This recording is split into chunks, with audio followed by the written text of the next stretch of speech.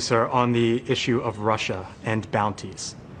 If there's ever a scenario in which Russia puts a bounty on U.S. troops, how would you respond? First of all, they'd hear about it, but we never heard about it because intelligence never found it to be of that level where it would rise to that.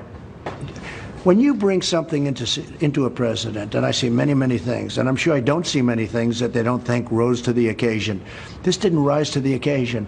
And from what I hear, and I hear it pretty good, the intelligence people many of them didn't believe it happened at all.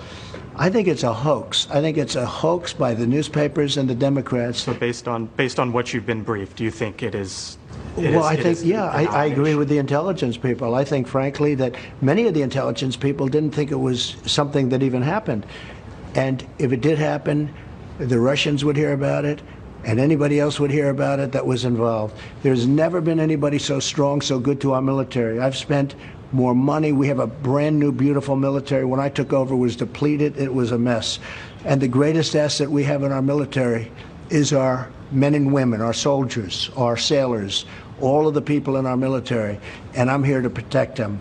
But this was something that never got presented to me, and they know that, never got presented because it didn't rise to that level. Just so we're clear, this is Trump claiming that the new development in which Russians were paying Taliban militants bounties to kill US troops is a hoax, and then in the same breath saying that he agrees with American intelligence, which was the source for the reporting in the first place. So if it feels like Trump is dissembling here, that's because he is. And that's most evident in the fact that his official position is that the whole story is a hoax.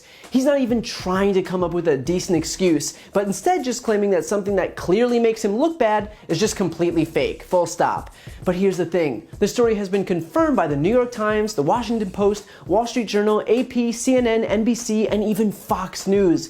Even conservative media has conceded that it's real. And so instead of actually acknowledging the issue at hand, Trump's only solution here, his only move, is to bury his head in the sand, to cross his arms and shake his head no.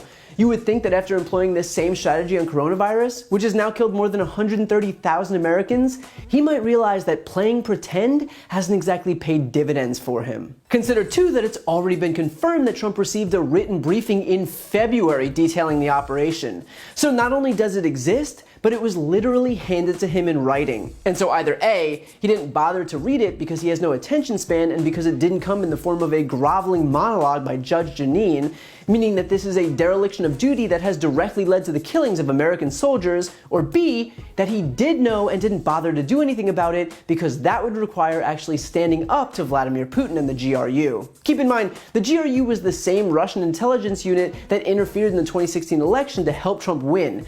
They were responsible for hacking into Democratic Party servers and then using WikiLeaks to publish internal communications, all with the express purpose of helping Trump get elected. And so is it really a surprise that Trump knew and yet didn't take any action against the group that literally fought for him in the last election? Keep in mind too that according to the New York Times, quote, officials developed a menu of potential options, starting with making a diplomatic complaint to Moscow and a demand that it stop, along with an escalating series of sanctions and other possible responses, but the White House has yet to authorize any step. He has yet to authorize any step, meaning even the smallest demand, a simple diplomatic complaint to Moscow, basically just Trump asking Putin to cut it out, was still too much for the guy who, on a daily basis, proves himself completely beholden to the Russian president. He'd rather let Americans get slaughtered than dare stand up to the guy who had his back in the last election. I do just want to mention too that Trump claimed that, quote, intelligence never found it to be of that level, which is a really inarticulate way of trying to claim that it wasn't deemed significant enough to bring to him. But here's the thing, we know this story. Look at the response. This isn't American soldiers getting sent the wrong size boots. This is Russia paying the Taliban to kill our troops. You don't need to be a 5-star general to realize how massive this is. And the response of the American people on both sides of the aisle is a testament to that. So Trump can try and gaslight us into thinking that this isn't, quote, of that level, but there is a reason why the whole country is infuriated as a result of of it. And of course, Trump's only retort to all of this is that he increased funding to the military. That's what everything comes down to, money.